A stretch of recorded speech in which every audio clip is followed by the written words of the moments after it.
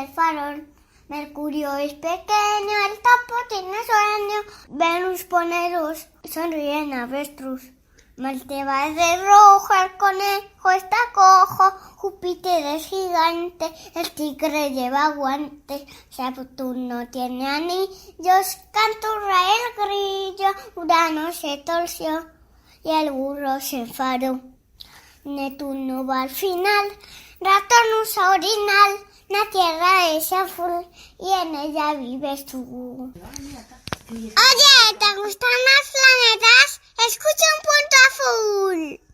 Buenas tardes, amigos de Un Punto Azul, vuestro programa de astronomía, astronáutica y ciencias del espacio que realizamos la agrupación astronómica jerezana Magallanes desde el siglo XX. Hoy, 8 de septiembre de 2020, nuestro segundo programa de la temporada 22. Bueno, seguimos aquí de momento por Zoom y pronto esperamos poder empezar a emitir en Radio Indes. Les mandamos aquí un saludo a nuestros amigos de Radio Indes y seguimos con nuestra nueva sintonía de Paola y muchas gracias a Carlos y Carmen, sus padres, por dejarnos grabar y que sirva de sintonía. Y bueno, a todos los oyentes y escuchantes de Un Punto Azul, que os aprendáis esta fantástica canción de los planetas. Bueno, espero que estéis todos bien. Nosotros vamos a continuar mientras podamos, ya sea por Zoom o ya sea en la propia radio, en Radio Indes, continuando con nuestra temporada. Hoy estamos aquí, bueno, nuestro querido compañero astrofísico, don Manuel Jiménez del Barco, Lito para los amigos. ¿Qué tal? Buenas tardes, Lito. Buenas tardes, aquí como casi siempre. Desde hace ya 22 años. Pues sí, mucho, eres mucho. de los fijos, súper fijos, porque hoy José Luis Espi, que es otro de los fijos, tiene falta.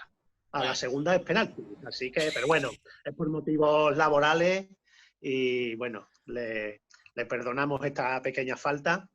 Y tampoco se encuentra nuestro presidente, que tampoco ha podido venir hoy, Joaquín Barroso, pero tenemos a Jesús Romero, que... Hola, buenas tardes. ¿Qué tal, Jesús? Aquí estamos, otro martes más desde Madrid. Muy bien, pues bienvenido. Y nos acompaña también Rafael Caro. Hola, Rafa, ¿qué tal? ¿Cómo estás? Hola, Agustín. Buenas tardes de Jerez. Pues nada, aquí, contento de estar con vosotros otro ratito. Bien, la semana pasada te estrenaste hablándonos un poquito de fotografía. Hoy a ver si tenemos un ratito y nos cuentas tus experiencias, que también son muy válidas, aunque tú digas de principiante, pero bueno, la labor que estás haciendo y todo lo que estás aprendiendo, pues son los mismos problemas que se puede encontrar cualquiera que nos escuche y está empezando. Sin duda. Nadie empieza sabiendo y es perfecto. El principiante siempre empieza así, o sea que siempre tendremos oyentes que le vengan bien tus consejos de enfrentarse por primera vez a algo. Claro, bueno, además con la suerte, ¿no?, de disponer de la atención de Andrés, de Lupe, de Luis, de José Luis, ¿no? Que, joder, vaya cómo ayudan, ¿no?, en este camino, que no es fácil, pero es muy bonito. Así que nada, yo encantado de compartir mis experiencias, mis fracasos y algún pequeño exitillo. Bueno, pues luego al final hablaremos contigo y Jesús también hoy nos tiene que comentar que es quien se dedica a enviarnos todos los lanzamientos que hay en el mundo. Lanzamientos, naturalmente, estamos hablando de naves espaciales, no de botellas ni de piedras. Nos contarás un poquito de cómo lo consigues ahora después, ¿vale, Jesús?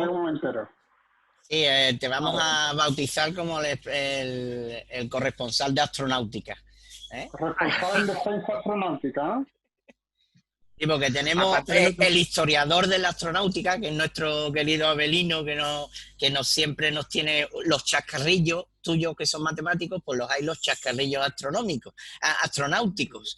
Pero Jesús nos tiene del día a día, de la hora, o sea, de la actualidad. ¿De cuándo va a ser? Ahora exacta y el día exacto. Muy bien.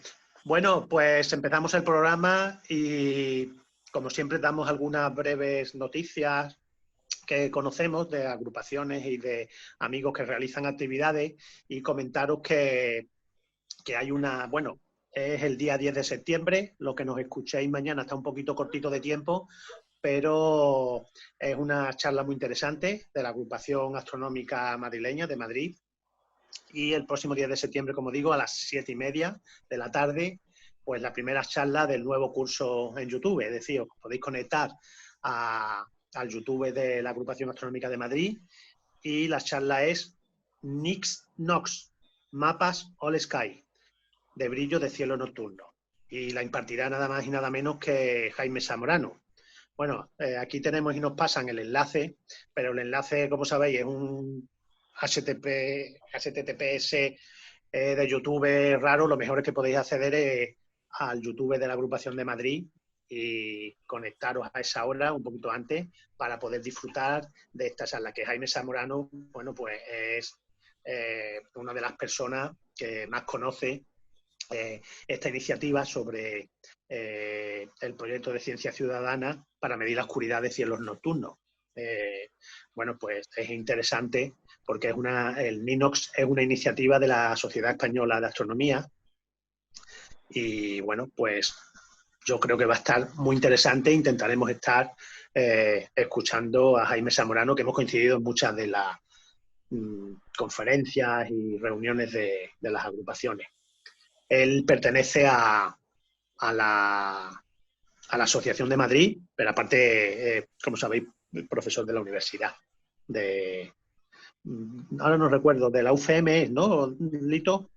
Sí, yo creo que sí, desde la Complutense, sí. Bueno, pues esa es una primera charla interesante, que es prontito, como el programa lo subimos entre hoy y mañana. Bueno, pues cuando nos escuchéis os dará tiempo a acceder a ella, pero también hay que deciros que, bueno, viene la Noche Internacional de la Observación de la Luna. Vale, pues quien esté interesado, en principio es el próximo sábado, día 26, y la FAE, la Federación Nacional de Astronomía Española, bueno, pues quiere que todas las agrupaciones que queráis apuntaros podáis desarrollar una actividad para cumplir este objetivo y pues realizar una observación en la Luna. Como sabéis, la organización INOMN pues quiere dar esta oportunidad de realizar actividades online como alternativa a la situación que estamos pasando de pandemia. Es decir, es difícil realizar una actividad hoy presencial, masiva, aunque, bueno, la gente se reúne en bares y parece que de astronomía, pues que podemos estar más separados y al aire libre es más complicado. Pero, bueno, debemos de tener cuidado, tanto los que organizamos estas actividades como los que asisten, y si alguna es presencial, pues respetar todas las medidas que sean necesarias para evitar contagios. La verdad es que la FAE siempre la ha organizado y los años anteriores ha tenido mucho éxito y a nivel presencial, y ha habido mucha participación por parte de las agrupaciones, y toda la agrupación que pertenezca a la federación pues puede registrarla en la web de la FAE.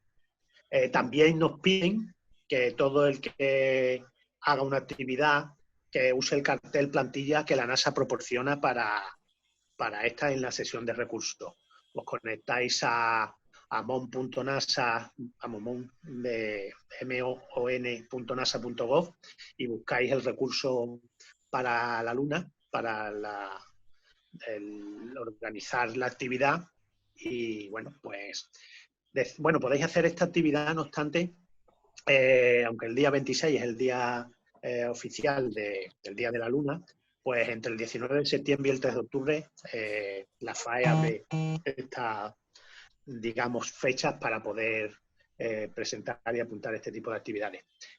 Bueno, tenemos también a nuestros amigos de Astromares, que precisamente ellos iban a organizar el día 26, pues la Luna, la visita a la Luna el día 26. Lo va a hacer exactamente en Benacazón, colaborando con el ayuntamiento.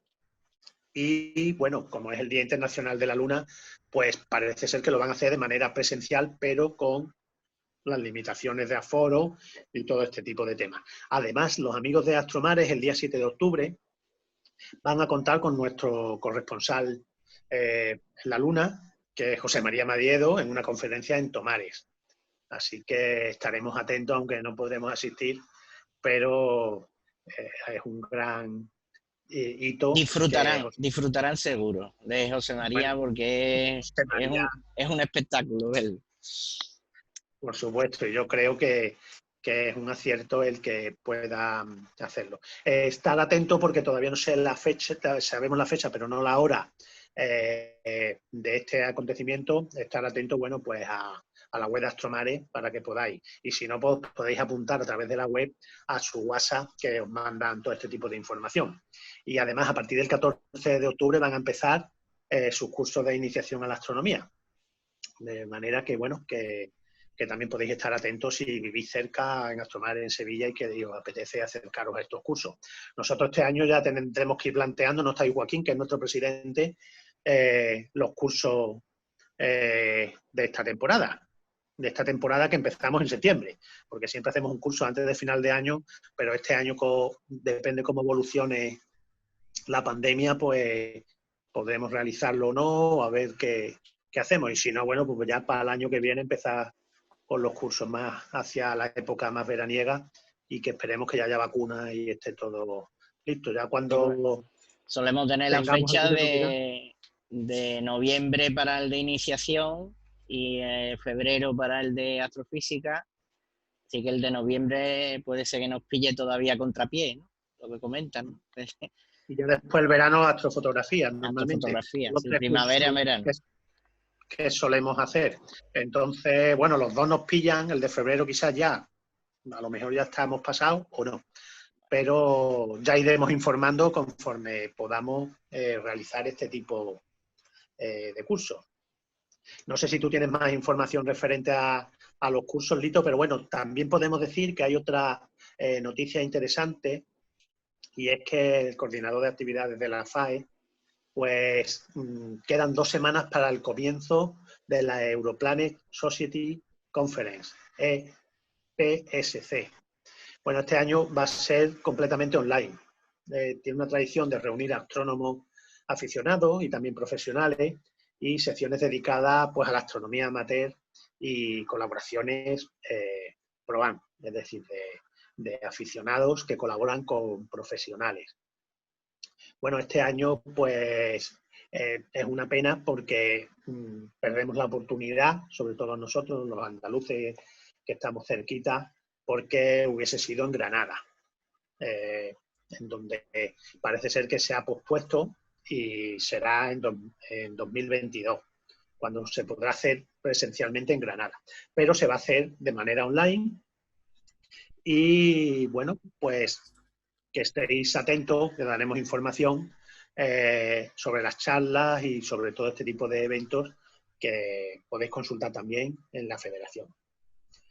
Bueno, pues en cuanto a noticias, estas son los principales, ¿no? Bueno, hay que decir que una de las charlas que se iban a hablar es sobre exoplanetas, creo recordar, las redes Telescopio Europlanet, y la conferencia la va a dar, una conferencia magistral, Marc del CRA, ¿vale? Con lo cual, bueno, pues tenéis, si estas charlas no vais a poder asistir, las vais a poder ver por Vimeo, o si son online, pues no recuerdo si va a ser por Zoom, creo que por Zoom, sí, a través de la plataforma Zoom. ¿Más noticias? Bueno, pues Lito, yo creo que tienes alguna noticia que darnos, de las que los medios de comunicación nos ponen los pelos de punta y después pasa lo que pasa. Bueno, ha habido peores, pero bueno, esta es que me pilló tan a contrapié. Yo me acuerdo hace años de la primera detección de ondas gravitacionales, que le hicimos un monográfico porque salió, no sé si la noticia salió un lunes y nosotros teníamos el programa el martes, y me estuve empapando las 24 horas previas para acaparar y tuvimos éxito, ¿no? De muchos oyentes. Esta vez no ha sido tan por los pelos que no pude traerla para el martes pasado. Es un un artículo científico que salió el mismo martes pasado. Entonces no tuve tiempo literal para leerlo y para sacar algo en claro, y entonces pues se han hecho eco muchas noticias de periódicos, sobre todo online, porque yo no suelo seguir la prensa escrita, ya con la prensa online tiene uno saturado ya casi todo, ¿no? Y ese es el problema, que hay algunas veces que no se tratan correctamente. No digo yo del todo, ahora comentaré un poquito, porque de eso tengo un poquito de experiencia en el máster, que di una asignatura sobre difusión de la astronomía. Y digamos que se exageran en exceso, en mi opinión, los titulares, ¿vale? Los titulares. Tú después ya empiezas a leer y la verdad es que los periodistas, salvo excepciones muy pocas, creo, suelen tratar bien la noticia los periodistas, pero ya leyéndola completa. El problema es cuando quiere atraer a la gente en los titulares. Ahí es donde muchas veces se exagera o se ponen palabras que después leyendo no están. Y esto creo que ha pasado en algunos de los titulares. Quien lee el titular, Lito, quien lee el titular se lleva una idea equivocada del contenido si no lee después el artículo, ¿no? Eso, que hay recursos para tampoco tener que exagerar en el titular y seguir siendo atrayente. Lo que pasa es que a lo mejor tienen un tiempo limitado o no tienen experiencia o no sé, y entonces pues algunos no lo tratan correctamente, que yo creo que se puede tratar igual de correcto un titular para que sea atractivo y el texto de la noticia, ¿no? Y aquí es donde iba yo, que la noticia es muy impactante, es muy novedosa, pero los titulares, por ejemplo, en concreto en prensa, el del País, por aquí lo tenía, por ejemplo, pone: los científicos captan una enorme onda gravitacional que no debería existir. Eso es el País. He visto otras fuentes en las que cambia el titular y están un poquito mejor tratados, pero yo me quedé impactado con lo que no debería existir, que fue rápidamente contestado vía Twitter por otros científicos, digamos, desmintiendo el titular, pero no en sí la noticia, que ya después, como siempre sabéis, que yo no me fijo de la traducción o la interpretación de periodistas científicos, no porque menosprecie a los periodistas científicos. De hecho, yo creo que soy uno de ellos, pero bueno, tratamos de tener calidad. Yo siempre me voy a las fuentes. Y entonces, en cuanto leí el artículo, y esto sí que me gusta del artículo del País, que viene para pinchar el enlace a la fuente del paper, del artículo científico. En este caso hay dos. Uno es el del Astrophysical Journal Letters, de fecha 1 de septiembre, que era nuestro martes pasado, y hay otro para la Physical Review Letters, creo que es el otro. Yo he escogido este del Astrophysical Journal porque casi para mí es los papers de referencia para astronomía. Yo que he trabajado bastante directamente desde la fuente, el que más me gusta de los papers científicos de astrofísica es este, o el inglés del Royal Astronomical Society. En este habla de que el LIGO, el Observatorio LIGO de ondas gravitacionales, o bueno, de ondas gravitacionales no, es un interferómetro que sirve para muchas cosas, aparte de ondas gravitacionales, ha detectado la fusión de agujeros negros más importante hasta la fecha. De hecho, no solo el LIGO lo ha observado, sino que como ya este tema de observación de ondas gravitacionales se ha estandarizado un poquito en la física moderna, ya hay varios interferómetros que funcionan en red en el mundo, y entonces pues la misma señal se ha observado en 3 de ellos, ¿eh?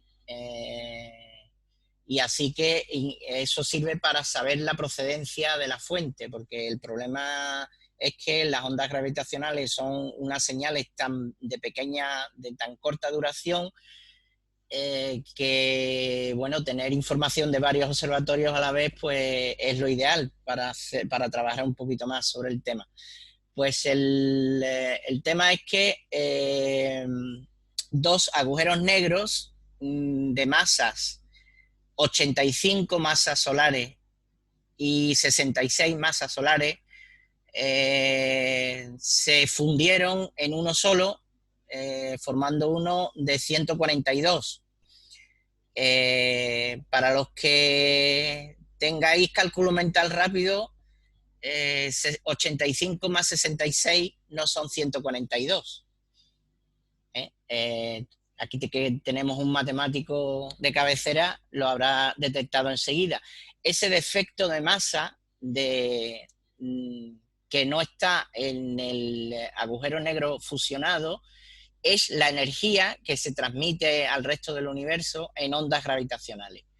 Por eso detectamos las ondas gravitacionales, porque esa masa se convierte en energía por la ecuación de Einstein y nos llega esta onda gravitacional. Aprovecho para decir que la relatividad no está en duda, ¿eh? Por supuesto, a los que hay algunos titulares que hayan dicho que haya que reformar la relatividad o otras cosas, no. Tranquilidad en las masas, como suelo yo decir. El problema de la originalidad de este descubrimiento es que, o el problema que les va a traer al mundo científico interpretar este evento, es que las masas de los agujeros primarios que hacen la fusión son complicadillas de obtener. Yo he estado mirando y en la bibliografía agujeros repaso un poquito de astrofísica. Los agujeros negros, digamos, hay actualmente dos fuentes posibles de creación de agujeros negros. Una es una estrella de masa muy grande que colapsa en forma de supernova al principio, y que esa supernova es imposible, el núcleo de esa supernova es imposible de mantener, de frenar la compresión, y termina siendo un agujero negro. Esos son los llamados agujeros negros estelares. Y después, si miras a cualquier galaxia, tú ves cómo rota una galaxia, y esa energía de rotación viene de un agujero negro central en el núcleo de la galaxia, que es a una escala muy superior a estos estelares. Entonces hay dos fuentes, uno que sean estelares y otro que son agujeros negros galácticos, que se llama, de centros galácticos, y hay una escala de masa muy, muy diferente. Hay un intervalo de masas de agujeros negros que no se sabe de cómo pueden aparecer, no hay teorías seguras, y también es que hay muy pocos ejemplos de ese tipo de agujeros negros de masa intermedia, que se llama masa intermedia. Pues el problema es es que estos dos agujeros que han colisionado el pasado, fue en mayo, creo. Lo que pasa es que el artículo salió el martes pasado. Estas masas de los agujeros que participan en la fusión están casi rozando el límite de o superando la masa que puede generar un agujero negro tipo estelar. en concreto el de 66 estaría en rango, más o menos, aunque sería casi en el tope de masa de agujero negro estelar, pero el de 85 se pasa bastante. El tope estarían en unos 70, 75 masas solares y este es 85. Así que en principio este 85, este agujero negro de 85 masas solares no tendría una explicación en la teoría que hay ahora, pero porque no hay información sobre este tipo de agujero de masa intermedia. Yo hago un paréntesis, hace un par de 4 números de la revista Universo me tocó traducir un artículo sobre agujeros negros de masa intermedia, que es ahora el quebradero de cabeza de muchos astrofísicos. Pues esta es la única pega que entiendo yo que por eso se ha tergiversado un poquito los titulares de esta noticia, ¿no? De que es uno de los 2 componentes de agujeros negros de la fusión, está fuera del rango que ahora se tiene sobre agujeros de masa tipo estelar. Pero hay soluciones, no hay que tirar a la papelera toda la teoría actual. Hay soluciones para conseguir este tipo de agujeros negros que sobrepasan el agujero negro de masa estelar. Hay principalmente 2 hipótesis, que sería la propia fusión, que esto podría ser un ejemplo de poder conseguir una masa intermedia, porque el agujero resultante ha resultado de 142 masas solares, así que un proceso como este sería uno de los generadores de agujeros negros de masa intermedia. Y la otra es que otra teoría que habría que poner en prueba, estamos en el método científico, alguien hace una teoría y después hay que probarla, ¿no?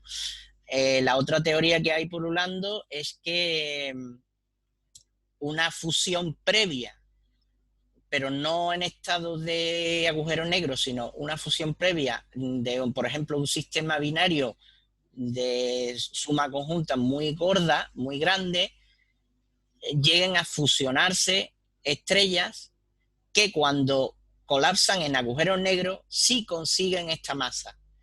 Porque he investigado y hay un rango de masa en el que cuando una estrella colapsa en agujero negro, digamos, se desgarra.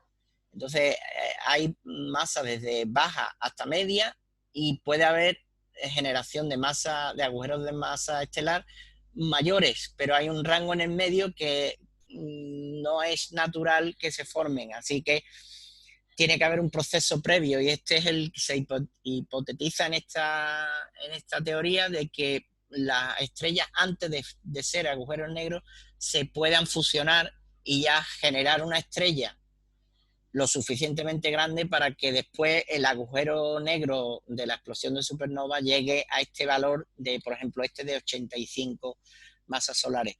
Así que, bueno, después de tantos datos, la conclusión: este fenómeno está en el límite de lo conocido, que eso viene muy bien para los astrofísicos, porque podemos, siempre que forzamos a la teoría al límite, nos podemos encontrar sorpresas, y esta puede ser una.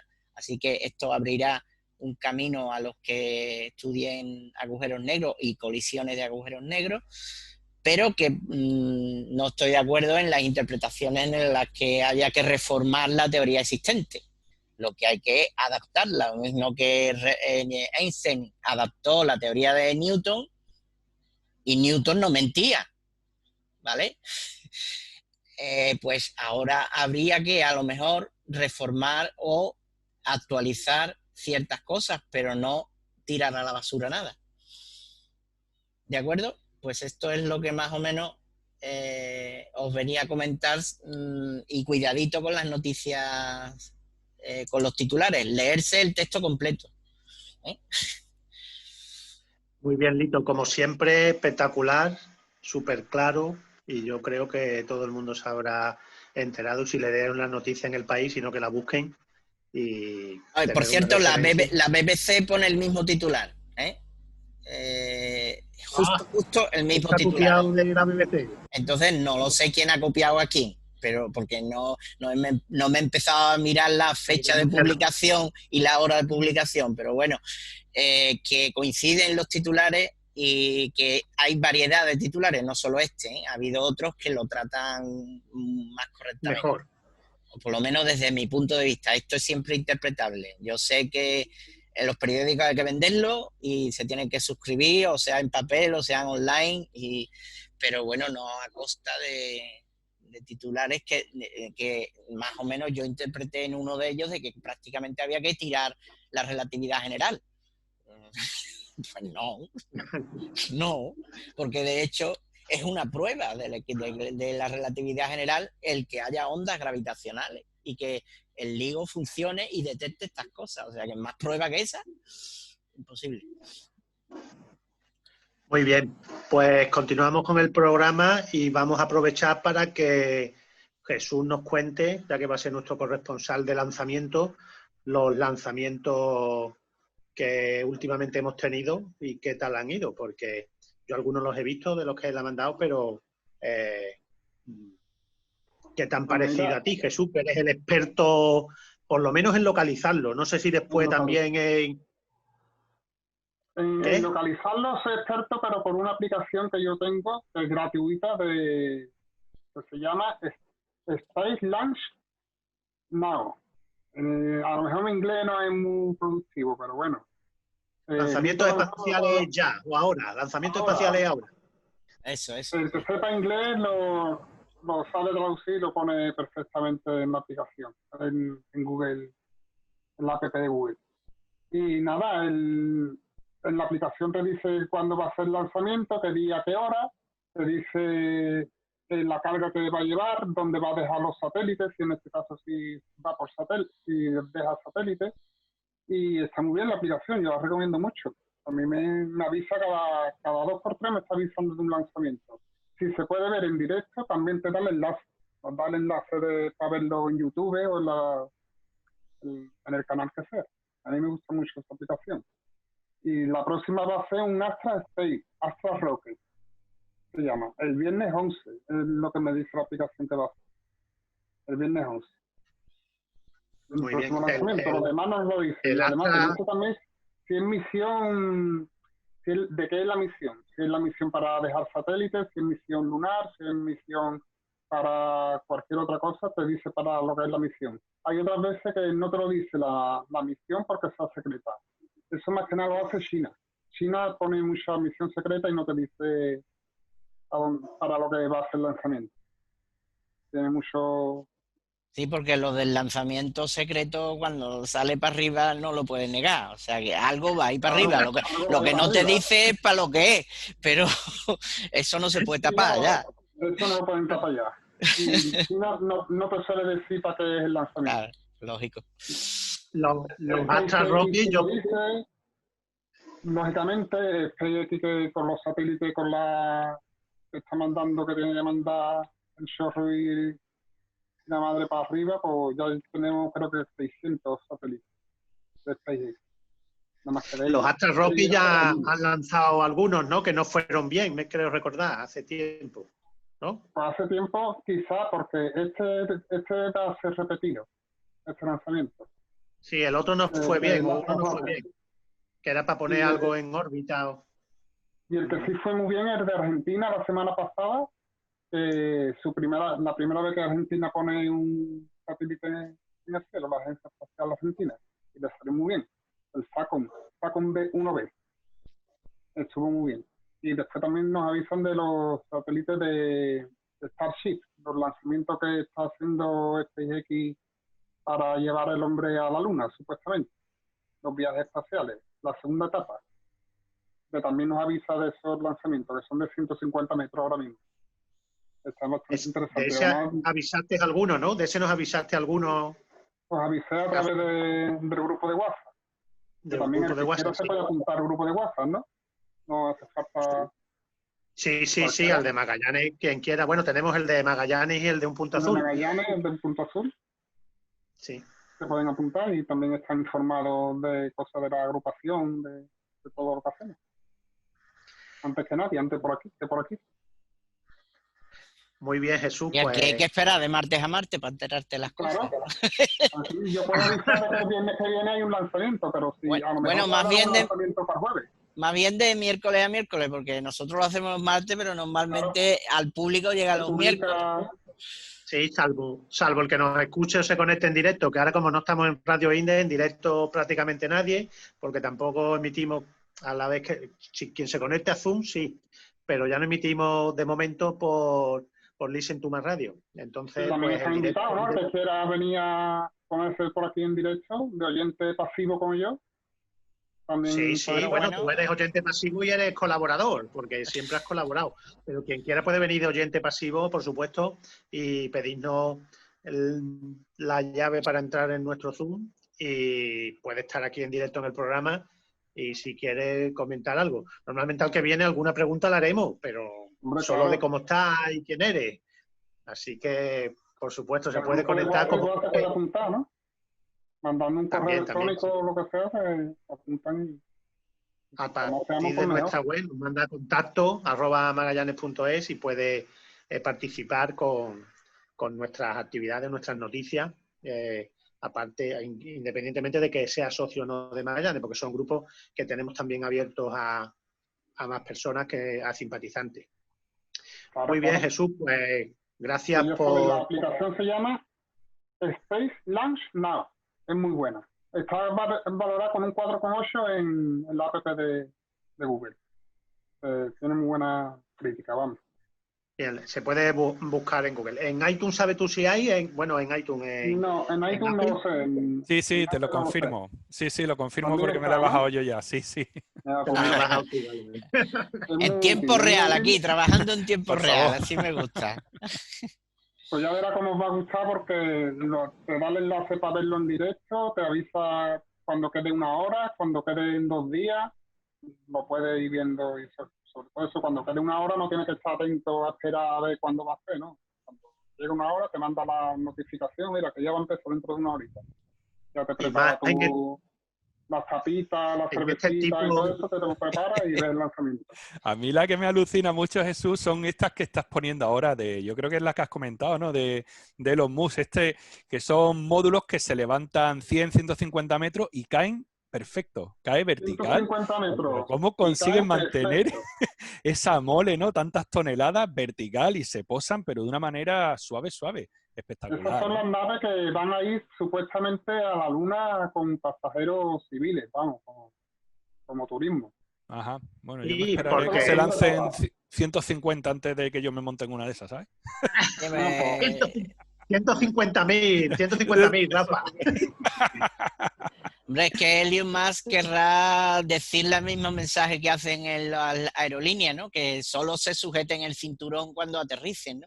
Que Claro, no vayan claro, a agarrarse a todo lo que puedan, sino nada más que con un cinturoncito. Por eso lo de suave que dice Rafa, ¿no? Hombre, que... Hombre, pero es la segunda etapa, ¿eh? La nave era otra cosa. Ajá. Bueno, Esto que vale. lo hacen para reducir costes, ¿no? Reaprovechan Claro, el módulo, ¿no? aprovechan el módulo, se ve, Ujú. además como los lanzamientos normales cada vez que cuando lanzaron personal Sí. a la Luna, Ujú. que también recuperaron el módulo. Ajá. Claro, que puedan aterrizar sin desperfecto. A algunos se les fue al mar, ¿os acordáis? O no me acuerdo lo que le Sí. pasó, pero Muchas ya lo está veces. haciendo bastante bien. Es poco a poco, ir practicando, ir cogiéndole el rollo a los cálculos, porque también hay que contar con muchas cosas. La barcaza que aterriza cuando va a aterrizar, la barcaza está en el mar, el oleaje, El viento. muchos cálculos los que tienen que hacer para recuperar esas etapas.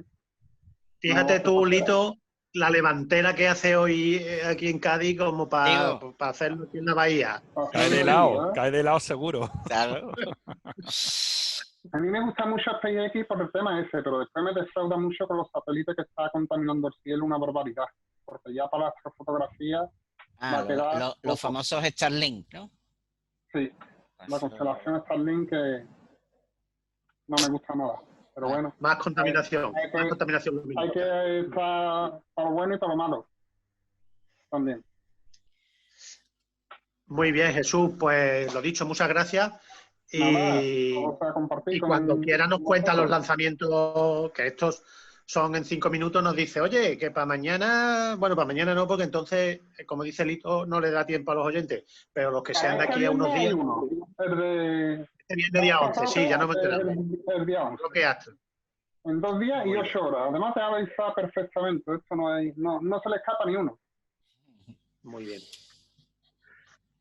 Bueno, pues continuamos con el programa y nos toca sección nueva, Lito, sección, como estuvimos comentando la semana pasada, un poco tentadora y no sabemos si problemática, pero bueno, nos vas a contar qué otras cosas hay fuera, alrededor o de la astronomía, que no son astronomía y que además intentan, bueno, pues dar una visión no científica de temas importantes y que es bueno conocerlas para saber que no son de fiar, no para darle publicidad.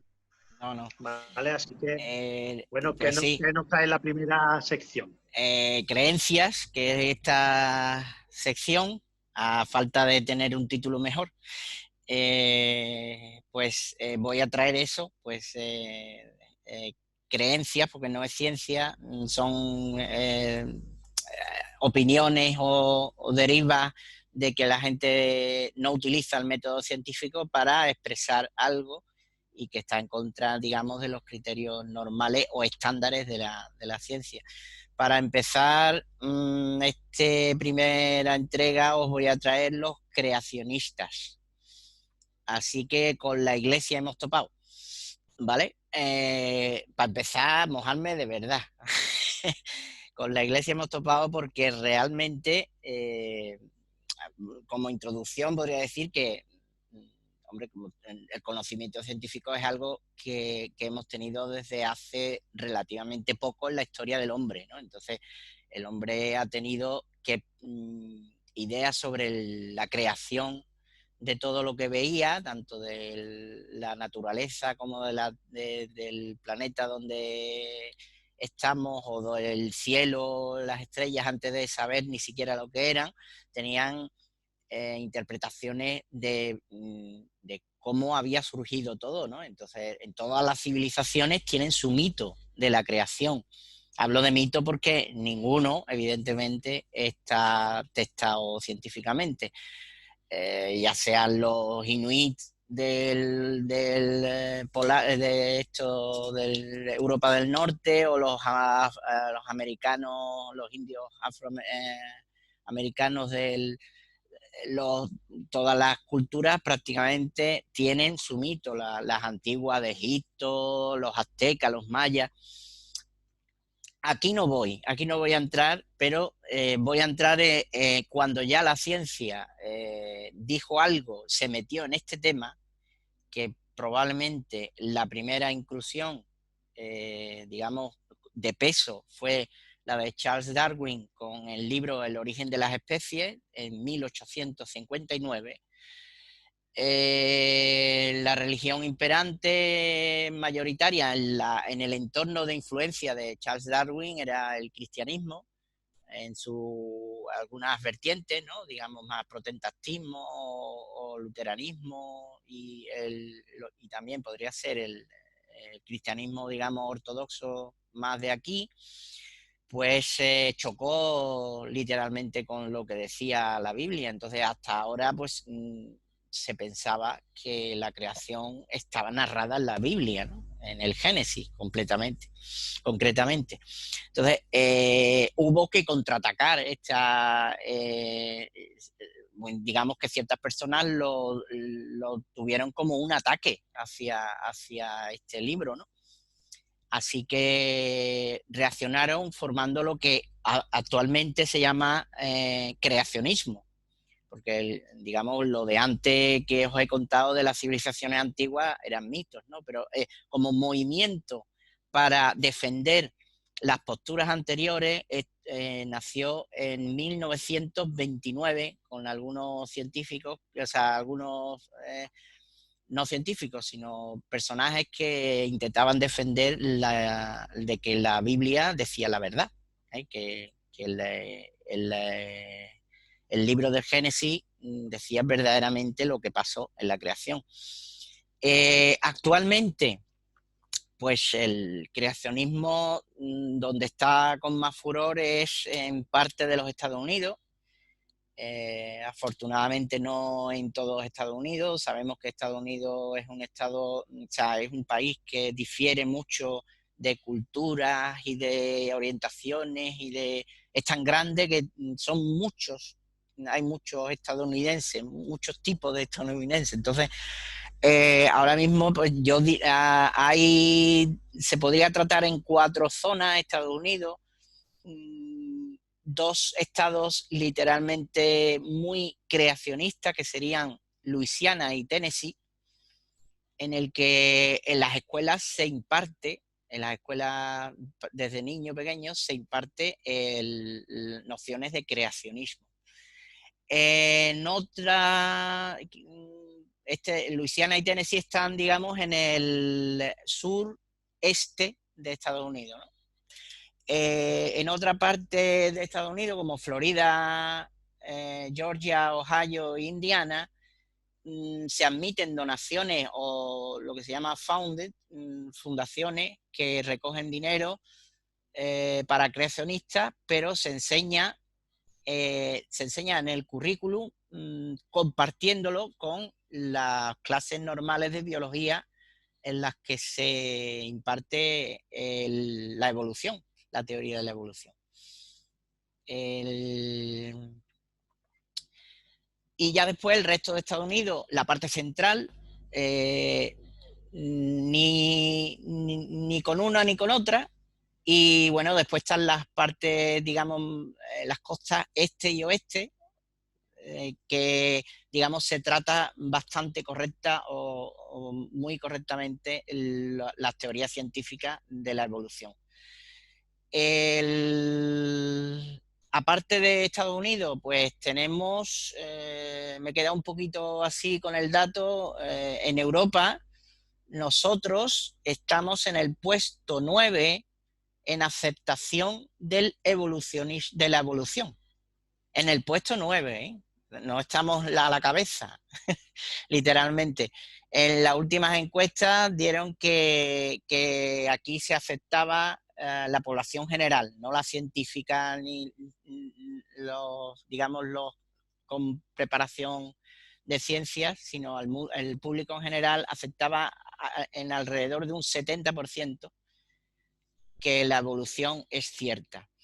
En Europa los países peores son Turquía y Grecia, ¿vale? Están a la cabeza de los negacionistas en la evolución.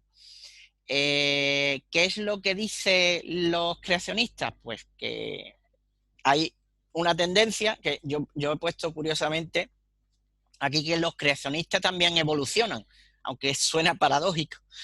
Pero empezaron a decir los llamados creacionistas tradicionalistas, en el que había que creer palabra por palabra o, digamos, fielmente al Génesis. Y entonces, pues, el mundo se creó en 6 días. Posteriormente, hay tendencias de creacionistas que ponen un parche, digamos, sobre todo en los intervalos del día de los Génesis, en que los días no son días de 24 horas, sino son más, y así le dan más edad a la Tierra en general. Aún así, casi todos los creacionistas no creen que la Tierra tenga más de 6.000 años de antigüedad. Cosas muy lejos de la realidad, evidentemente. Y la última tendencia, que se llaman creacionistas científicos, que tampoco utilizan el método científico, aceptan de mala gana la evolución, pero siempre diciendo que es guiada por un ser supremo, o sea, lo que se llama... por aquí lo tenía, bueno, sí. Diseño inteligente. Diseño inteligente, eso es verdad, que estaba aquí perdido, no lo he puesto subrayado y todo eso, ¿no? Pues el diseño inteligente los creacionistas que creen en el diseño inteligente pues dan cierta verisimilitud a la evolución, pero que dicen que por detrás siempre ha habido un ser supremo que ha guiado para que lleguemos aquí al ser humano como culmen de la creación. Y dejemos ya ahora, para los que sigan teniendo dudas del creacionismo, ahora me meto literalmente en lo que dice la ciencia, ¿vale? Lo que dice la ciencia ahora mismo, la evolución, la teoría más extendida se llama síntesis evolutiva moderna y tiene 4 pilares. Lo primero es que acepta evidentemente la selección natural expresada por Darwin, Charles Darwin. La selección natural es que dice que es un proceso por el cual una población de seres vivos siempre genera más individuos de los que pueden sobrevivir, y es tanto la adaptación, su morfología, como el entorno el que hace sobrevivir al más adaptado, y por lo tanto los que mueren prematuramente no tienen descendencia y los que se adaptan mejor llegan a tener siguiente generación y por lo tanto sus genes son los que pasan a la siguiente generación. Eso es la selección natural en pocas palabras, ¿eh? Estoy resumiendo mucho. El segundo pilar de la síntesis evolutiva moderna es la teoría genética de Gregor Mendel. Si os acordáis, Mendel era un religioso que vivía en un monasterio y empezó como muchos de los religiosos y monjes se dedicaban a la agricultura, horticultura, y pues empezó a investigar sobre la transmisión de caracteres en plantas, sobre todo los famosos guisantes de Mendel, ¿no? Si os acordáis del colegio. Pues Mendel da como ladrillo básico de la evolución al gen, que es un conjunto de instrucciones codificadas mediante una molécula que se llama ADN. Estos ADN se agrupan formando los cromosomas. Mendel descubrió que con la reproducción sexual cada individuo tenía genes distintos aportados por los progenitores y que hay genes que llegan a manifestarse en el exterior, o sea, en órganos o en partes del individuo, y otros que no. Son los llamados genes dominantes y genes recesivos. Pero cada uno, lo que ahora actualmente se llama fenotipo y genotipo. El fenotipo es lo que se ve por fuera y el genotipo es toda la información que tenemos dentro. Por lo tanto, el fenotipo lo que hace es los genes recesivos, bueno, estaba diciendo que es portador de los dos. Esto sería más o menos la aportación de Mendel a la teoría evolutiva moderna. El otro pilar de la teoría evolutiva moderna es la mutación como fuente de variación. Ya cuando la bioquímica llegó a desarrollarse y pudimos manipular o ver lo que pasaba dentro de la doble hélice del ADN, ya se vio el proceso por el cual se duplica el código genético, y entonces se explicó el por qué varían el código ese genético de vez en cuando. Se transforma la información, y es por la llamada mutación, que es un fallo, entre comillas, fallo, pero es aleatorio de la replicación del ADN. Muchos de los fallos, evidentemente, con una molécula tan complicada como es la de ADN, que genera proteínas que hace que funcionen órganos o funcionen partes del cuerpo, si tú trastocas una información clave, el órgano deja de funcionar. Entonces la mayoría de las mutaciones fracasan, pero hay muy poquitas, algunas, que o son neutras, digamos que dejan el individuo con la mutación igual que la generación anterior, o es incluso beneficiosa, que genera una mutación que hace que se adapte, o sea, que afrente la selección natural con mejores cartas que si no la tuviera. Eso hace que ese gen, ese ser vivo que tenga ese gen mutado, prevalezca en la selección natural y prorrogue esa mutación a sus descendientes. Y entonces ahí es donde se transforma lo que es en la teoría de la evolución. La evolución es que las formas de los seres vivos van cambiando lentamente porque existen esas mutaciones favorables de vez en cuando. Las mutaciones no solo dependen de que funcionen o no, y que sean favorables o no, no solo depende del propio organismo, sino depende del entorno. El entorno también fuerza, el entorno puede variar su ecosistema y una mutación que era negativa, después de la variación del entorno, ahora resulta que es positiva, ¿no? O sea que hay que tener en cuenta tanto esa replicación interna de ADN y las mutaciones como la variación del entorno. También hay que tenerlo en cuenta. Eso es lo que se cree. Bueno, el último pilar sería la deriva genética, que es un poquito más complicado. Mis limitaciones en biología o en esta parte de la ciencia, pues me cuesta un poquito más, pero yo he llegado a entender que la deriva genética se encuentra dentro de una población y viene a decir que esa misma selección natural hace que unos genes, que haya esa deriva genética, que unos genes se pierdan y otros sobrevivan dentro de una misma especie y que prevalezcan un fenotipo frente a otro. Eso es un poquito más complicado, pero bueno, está dentro de las tesis de la síntesis evolutiva moderna. Acabo comentando el por qué esto es científico y lo otro no, y el creacionismo no. ¿Por qué la evolución está constatada científicamente? Pues porque una rama derivada de la biología, que es la paleontología, que es la ciencia que estudia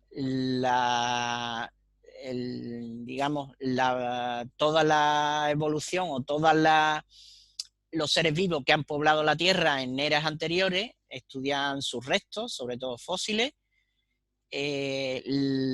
La paleontología, mediante métodos científicos, que son, por ejemplo, el englobar, datar un fósil por la posición en un estrato geológico concreto, o por las más modernas técnicas de datación radiológica, que con carbono 14 sobre todo, o si es muy, muy antiguo, y ya pues incluso no tiene por qué ser material biológico, sino material químico, geológico. Se utilizan otras dataciones, otro tipo de dataciones, como el uranio, como otras partículas radiactivas que tienen una expresión matemática, científica, una fórmula que se mete en los datos y te da una edad.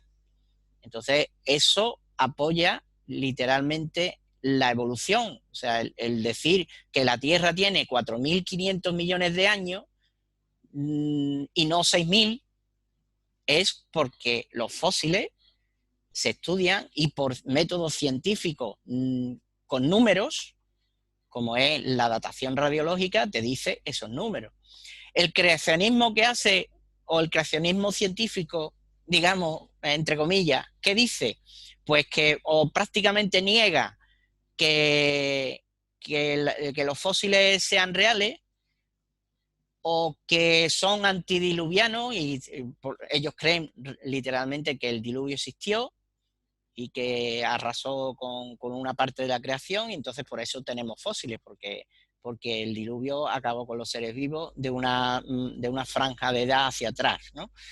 Y ya los que se meten más en el percal dicen que evidentemente, como una datación radiológica tiene un error, un más menos, como tiene todas las pruebas científicas, tú dices, ¿esto cuánto mide? Pues esto mide tanto más menos tanto. O esto tiene una edad de tanto más menos tanto. Pues que, digamos que tiran de que existe un error en la datación como para decir hombre, que eso no vale porque es que eso tiene error. Entonces, pues yo, ante una cosa que da error, yo me quedo con el Génesis. Una postura un poquito fuerte, pero bueno, eso es lo que os traigo sobre el creacionismo y la postura científica.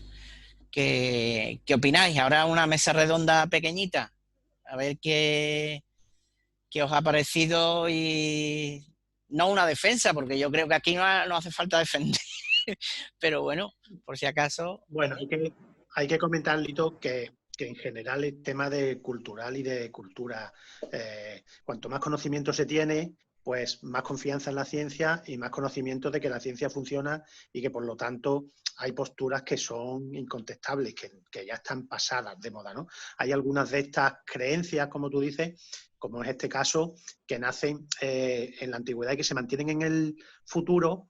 Bueno, pues porque hay gente o que no conoce bien la ciencia o que no cree en ella, porque en la ciencia tenemos el método científico, pero de alguna forma se puede creer o no creer. Si entras en el modo de las creencias, como tú dices, hay gente que puede no creer en la ciencia, a pesar de sus resultados y a pesar, porque como no se basan en un método que demuestre en un asentamiento lógico, en una cualidad, pues al convertirlo en creencia la propia ciencia, pues si no creen, pueden tener cualquier otra alternativa. Entonces, bueno, pues yo creo que hoy día no hay duda de que incluso las religiones, como tú has dicho, tú hablas de la religión cristiana, pero en realidad todos los fundamentalistas y todas las religiones abrahámicas, es decir, todas las que la Biblia o el Génesis es el libro por el que llegan a todas las filosofías religiosas, pues todas esas en algún momento han tenido, siguen teniendo adeptos al creacionismo por respetar lo que dice la Biblia. Cuando en realidad el Génesis, bueno, pues es un libro que podemos decir filosófico, un libro de lectura, pero literario, no es un libro científico. Fijaros que en aquella época el conocimiento científico, cuando se escribió este libro, estaba muy atrasado. Entonces, las ideas ahí presentadas podían ser muy novedosas y estudiarlas ahora con respecto a cuando se hicieron puede ser interesante, pero no para creer en ellas, sino para ver que esas la ideas... evolución, sí, de la historia hecho, del conocimiento humano, claro. Claro, de hecho, algunas de las religiones abrahámicas, como en concreto la católica, ya últimamente lo que intenta o ha intentado es casar un poco con la... Aunque tú dices que hay algunos creacionistas, y es verdad, lo que intentan es demostrar, no de manera científica, pero usando la ciencia, para no creer en la ciencia, porque la ciencia falla, pero hay otras vertientes que lo que quieren es casar que lo que se dice en el Génesis es posible también admitiendo la ciencia, ¿no? O sea, hacer una mezcla de las dos y tal. Yo creo que es un tema complicado en el momento en que hablamos de creencia. Es decir, la persona que admite el método científico no tiene ninguna duda, porque hay un método, hay unas que además es efectivo y da resultado y que además se revisa, con lo cual, si tiene cualquier problema o cualquier mejora, la vais adaptando y la vais mejorando, porque está la revisión dentro del método científico, que es el que hace que avancemos y estemos a los niveles actual científicos que estamos, ¿no? De poder curar enfermedades y de muchas otras cosas. Pero mientras la formación, que yo creo que ahí es básica a niveles muy pequeños, es decir, cuando son niños, no se aclaren estas cosas bien, pues tendremos este tipo de problemas. Fijaros que en el país, en teoría, más civilizado o más, económicamente más fuerte, que es Estados Unidos, donde más predominan estas ideas. Es curioso, ¿no? Ya. que, Sí. que Yo sea... quería comentarte, bueno, lo tenía aquí, pero bueno, se me ha trastocado, pero bueno, aparte de, no voy a tratar sobre el método científico en realidad, pero yo creo que es que muchos de la gente, a lo que tú dices, Agustín, es que no adoptan en todo, globalmente lo que es el método científico. Se ve solo el método científico en el que la gente descubre ciertas cosas, pero no en la parte problemática del método científico, que es que todas están eternamente en duda. No hay ninguna eh, verdad absoluta en el método científico. Siempre puede haber una refutación de alguna teoría en el que tú tienes que mojarte y decirte, pues yo creo esto, y está en evolución completamente. Creer que la ciencia va a decir verdades absolutas desde el primer momento es que no conoce el método científico. Entonces hay mucha gente que, como he estado comentando lo de los fósiles, sí, porque las dataciones tienen errores, entonces no vale. No, es que el método científico da error. Lo que hay que minimizar ese error y o sea, tienes que asumir todo el método científico, hasta No, esas claro, limitaciones de que tienen claro, tienes que errores. saber la limitación, correcto. ¿Qué es lo que te da ese dato? Y si ese dato vale o no vale, y hasta dónde vale. Eso es así, claro, está claro. Y otra cosa que quería decir es referente precisamente al Génesis, que es el libro de la controversia con respecto al creacionismo, ¿no? Que se crea en el siglo casi 19 o 20, ¿no? Porque además no sé qué fecha has dicho que es donde están creados los grandes grupos. Pero bueno, que es algo casi actual también, que no Sí, es sí, que el 20, creacionismo antiguamente 1929. era porque no había otra cosa. ¿Cuánto?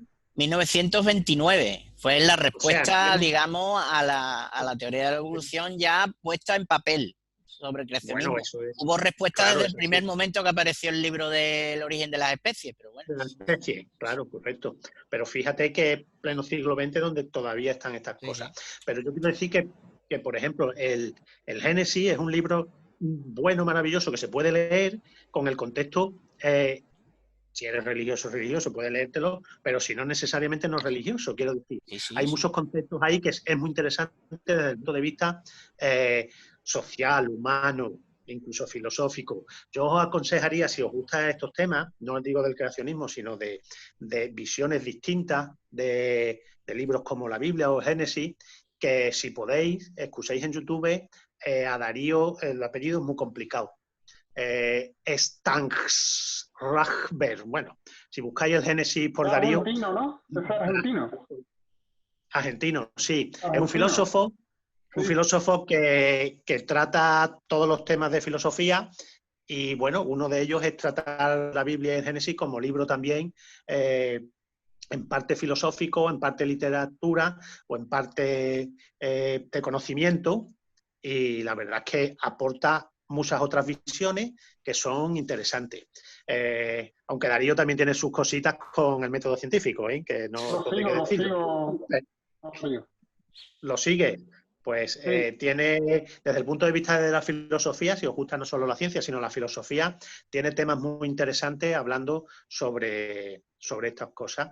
Y bueno, pues es otra visión más. Que no defiende el creacionismo, que no estoy diciendo que este hombre sea, sino que habla de visiones, de cómo tratar, no científicamente, sino cómo interpretar libros y otras cosas que no son tan fáciles de interpretar desde un punto de vista, digamos, método científico, pero sí riguroso. Él intenta ser riguroso en sus razonamientos, en sus conceptos, que es una parte muy importante de la filosofía del método científico, la rigurosidad, el hacer las cosas rigurosas. Bueno, ¿qué Lo tal? bueno que ¿Y tiene el método vosotros dos qué?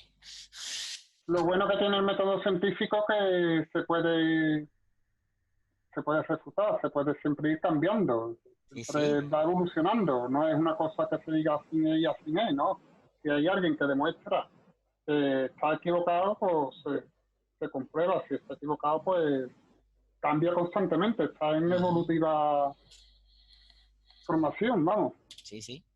Las verdades absolutas no existen. No existen. En ciencia es raro, una verdad absoluta muy raro.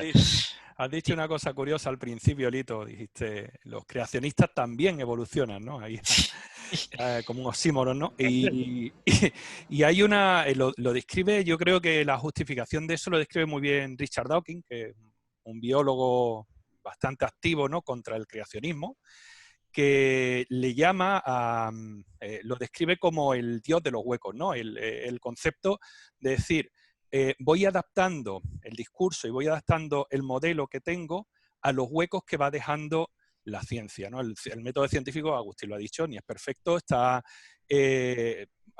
tiene errores intrínsecos que se tratan estadísticamente, ¿no? Pero siempre van quedando huecos que no se pueden explicar.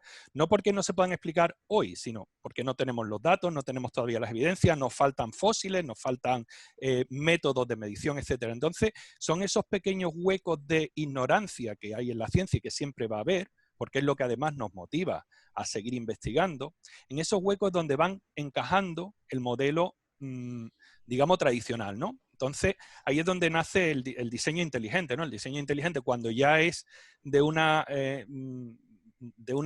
sea, queda tan establecida la evolución y es tan evidente, porque hay evidencias por todos lados, tanto en la bioquímica como en la paleontología, etcétera, es tan evidente que tienes que encontrar un hueco donde encajarlo. ¿Cuál es el hueco? Decir, bueno, el hueco es el mecanismo de mutación, por ejemplo. No me creo que sea aleatorio. Voy a decir que es dirigido. Y hay un ser que dirige, un ser supremo, que es el que dirige esas mutaciones para que poco a poco vaya evolucionando y apareciendo la figura final.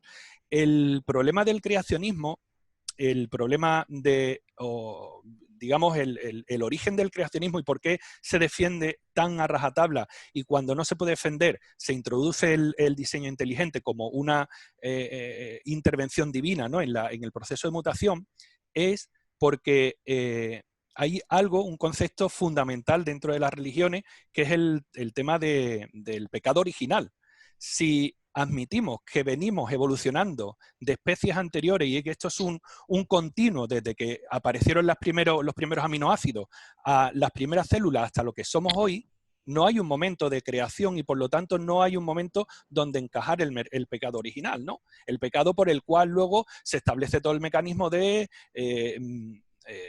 salvación, de sacrificio, etcétera. Entonces, ese es digamos, el punto clave por el que hay un movimiento tan fuerte anti-evolución y seguir queriendo establecer ese momento de creacionismo, ¿vale?, para poder mantener el leitmotiv, ¿no?, de la religión, que es un pecado del cual tienes que ser absuelto y que es el que le da el sentido a todo lo que viene detrás, ¿no?, de mandamientos, etcétera. ¿Vale? Ese es Buen apunte. Muy bien, Rafa, muy bien, Rafa. Ahí es que he leído a Richard. te vas acomodando ya al programa, enhorabuena. Muy bien, pues alguna cosita más, que nos queda poquito tiempo y yo quiero que Rafa nos cuente alguna cosita. Ahora que siga él, que ya que se ha calentado un poquito, que la siga. Foto, que siga, ¿no? ¿Qué hace un novato cuando hay luna, no? Te estás peleando con un software sí, vamos, queremos a ver qué sí, tal, hombre, que ya eres la última adquisición y que nos comente cómo es lo del método científico bueno, con un aparato de software. Con el NINA, el método científico con el NINA. Con el NINA me estoy pegando, sí. A ver, con la luna sabéis que no se puede fotografiar, es muy difícil fotografiar cielo profundo porque la luna establece un brillo en el cielo y las señales son tan débiles de las nebulosas, las galaxias, que es muy difícil separarla del brillo del cielo. Se pueden utilizar filtros de los cuales yo todavía carezco. Entonces, ¿qué hacemos los novatos, los principiantes, cuando sale una luna, como estamos ahora, ¿no?, y tenemos el gusanillo todavía ahí rascando? Bueno, pues lo que hacemos es aprender herramientas. Y en la última salida, lo comenté la semana pasada, ¿no?, José Luis, ya me lo había comentado también Andrés, una herramienta de automatización y de gestión de todo el equipo de fotografía, ¿vale?, que incluye la gestión del telescopio, de las cámaras, etcétera, ¿no?, del tubo de guiado, todo se gestiona con unos software y me habían dicho, bueno, pues que había uno espectacular, Nina, que además gratuito, y que abarcaba todo. Bueno, me puse con él, pero me he pegado una leche importante con los drivers de la cámara, así que he tenido que existir. ¿Y qué hacemos los principiantes cuando tenemos luna? Pues aprovechar para fotografiar cúmulos, que bueno, son cúmulos, son estrellas, por lo tanto brillan y son fáciles de separar del ruido que introduce el brillo de la luna y el brillo de la ciudad, que en Jerez es abundante, y aprendemos nuevas técnicas. Y una de las que he aprendido es la astrometría. La astrometría es una herramienta que permite localizar en una foto, ¿vale? Localizar el punto exacto al que está dirigido esa foto. ¿Y para qué sirve? Sirve básicamente para alinear de forma muy precisa el telescopio. Y esa herramienta de astrometría la tenemos tanto en Nina, también lo tenemos con el programa que yo estoy usando ahora, APT, que es un programa gratuito. Puedes hacer una donación, un donativo pequeñito, creo que eran 8 o 10 euros, que yo los he hecho, ¿vale? Porque me gusta promover este tipo de software, ¿no? Y bueno, pues lo hice en su momento y estoy pegándome esta semana con la astrometría, que consiste, apuntas el telescopio a un sitio, tiras una foto y esa foto se analizan las estrellas, ¿vale? Analiza la ubicación exacta de cada una de las estrellas que ha fotografiado y lo compara con un mapa que tiene completísimo de todo el cielo que podemos observar. A partir de esa comparación te ubica exactamente el telescopio, ¿sabes? Tú le has introducido en qué coordenada está, eso es muy importante, decirle dónde estás y en qué altitud, ¿vale? Las coordenadas de Jerez, la altitud a la que estamos, y a partir de ahí, y donde está apuntando el telescopio, se ubica, y ya a partir de ahí coges con cualquier software, Stellarium, o el propio APT, o el propio Nina, y le dice, oye, quiero irme a fotografiar el doble cúmulo de Perseo. El telescopio se apunta automáticamente, y el doble cúmulo de Perseo en el centro de la cámara, y ya te pones a fotografiar. Así que bueno, pues astrometría. Astrometría son herramientas que están dentro de este tipo de software, pero también la podemos disfrutar fuera. No hay que ser astrofotógrafo, no hace falta tener un telescopio. O sea, tú tienes cualquier foto del cielo que tenga y la subes a nova.astronometry.net, ¿vale? Astronometry de astronometría, pero con y.net. nova.astronometry.net. Ahí subes una foto y te identifica todas las estrellas, constelaciones, incluso algunos objetos que sean relevantes también te los muestra. Y bueno, pues nada, yo como novato que soy, sigo alucinando con estas cosas. algún año dejaré de alucinar con estas cosas, serán mis herramientas del día a día, y cuando llegue la luna haré como hacen los grandes astrofotógrafos, descansar. Oye, Pues y nada más que nosotros también necesita... alucinamos, ¿verdad, Lito? Sí, El alucinamos. rincón del novato, vamos a poner una sección nueva. Totalmente, A ver, totalmente. le doy forma y empezamos desde el principio. ¿Qué hace? ¿Cómo se empieza? ¿Cómo empieza un novato, ¿no? Con la fotografía. Ahí, A ahí, ver, ahí. yo sí que animo a una cosa. La astrofotografía es tremendamente compleja. O sea, llegar a hacer lo que hace Lupe o lo que hace Andrés, lo que hace Marichu, en banda estrecha o bueno, en banda o en color, en LRGB, pero componiéndolo con cámaras monocromas es tremendamente complejo. Para mí es un mundo que me queda todavía muy lejos. Pero empezar a tener resultados vistosos es cuestión de poco material y muy poquito tiempo. Hay muy buenos tutoriales en YouTube, hay muy buenos consejeros, hay tiendas que además tienen gente que te puede asesorar en castellano, son tiendas de Madrid o de Canarias que te asesoran muy bien. Ya alguna vez lo ha mencionado José Luis Espí, alguno que tiene incluso un canal de YouTube, y empezar en la astrofotografía es súper gratificante, porque en muy poco tiempo, en un par de semanas, 3 semanas por ahí, empiezas a tener resultados muy vistosos. O sea que es una cosa que, bueno, motiva Rafa, mucho. o apuntarte a Magallanes o mandarnos un correíto a un punto azul y tú mismo le contestas lo que haga falta. Por supuesto, claro. Y si tienes la Para suerte de que José estar por aquí Luis y los cerca, expertos también. claro. Además que está rodeado de buenos profesores, ¿eh? Está Hombre, a rodeado ver, de los mejores profesores, porque yo, vamos, yo estaría en porque preescolar, ¿eh? la educación, Yo sería maestro de preescolar, ¿eh? Más no porque estoy empezando, pero la verdad es que sí, que sin problema, que cualquiera, si hay peticiones y tal, hacemos una sesión y por liberar un poco a José Luis. Yo lo acabas de decir con las palabras perfectas, Agustín, el rincón del novato. O sea, que además viene al Para las pelo. secciones tengo buen ojo, ¿eh? En los Sí, títulos. sí. En los chistes. Bueno, Sí, señores, luego- vamos a tener que ir dejando, que se nos ha hecho un poquito tarde y nos estamos pasando del tiempo. Ya creo que suena el sonido de la música que nos empuja a deciros hasta el próximo martes y encantado de haber estado hoy con todos vosotros. Adiós. Hasta la próxima.